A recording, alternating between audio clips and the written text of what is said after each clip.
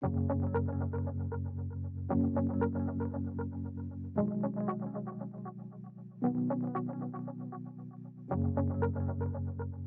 name is Malcolm Grant and I was born in Lake Grace in March 1964. My father was working on a farm, him and his brothers and my grandparents. Both sides of the family were farmers, 10 miles south of Newdigate.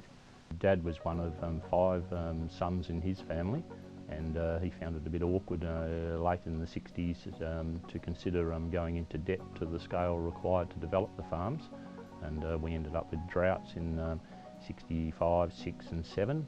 And my father decided to leave the farm and he joined a merchandise or a rural merchandise company called Elders, GM, as they were in those days. And we transferred around the southwest of the state with the rural merchandise company. So Noangarup, Condinum, Dalwallinu, Meekatharra. Every 3 years roughly, Dad would take up a new posting and shift on. In the southwest of Western Australia, we would have 4 or 5 Noongar students in our classrooms, and the rest of us, the other 25 of us, were whiteys. And we got to Meekatharra and it was a flip, and there were 5 or 6 of us whiteys in the class, and yeah, a whole classroom full of Yamajis and Wongai children, and it was wonderful. So I got to experience another diverse group of people and their backgrounds and insight into how they went about their business up in Meekatharra.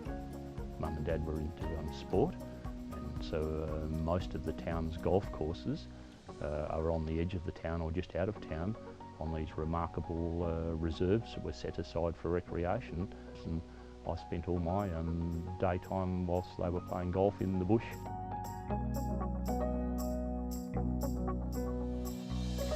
I ended up joining the Forest Department doing a cadetship, and 7 or 8 years into the Forest Department employment opportunity, I was given a transfer across to Albany district and working in the State Conservation Reserve system along the south coast of Western Australia.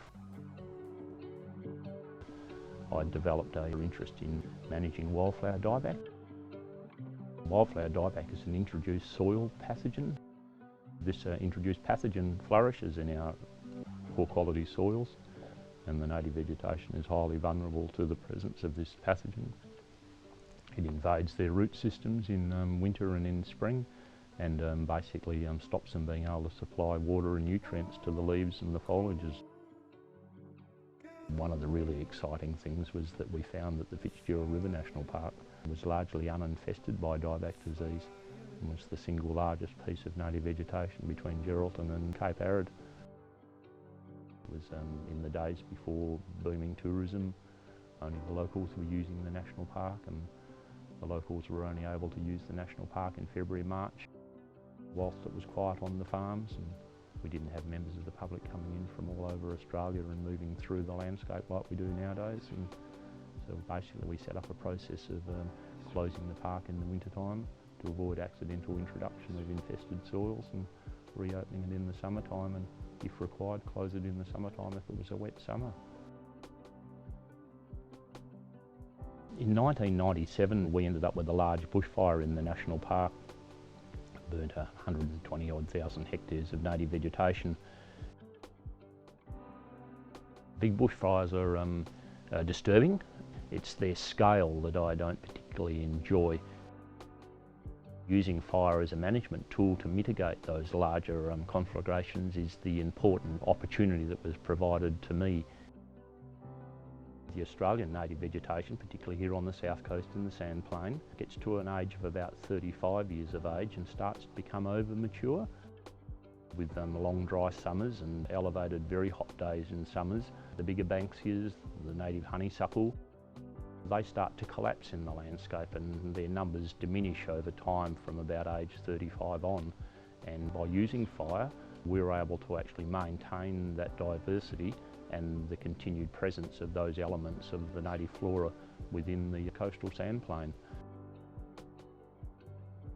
I've had the unique chance to be able to take my wife and my 2 children into the park on many occasions, and we go camping and fishing and exploring and walking, and we really enjoy the national park. What I've been able to observe in the workplace during work hours, I take them back out there on the weekends and on holidays, and we go exploring and really soaking up the elements.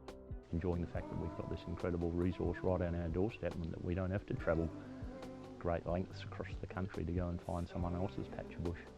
So we've got this wonderful one here.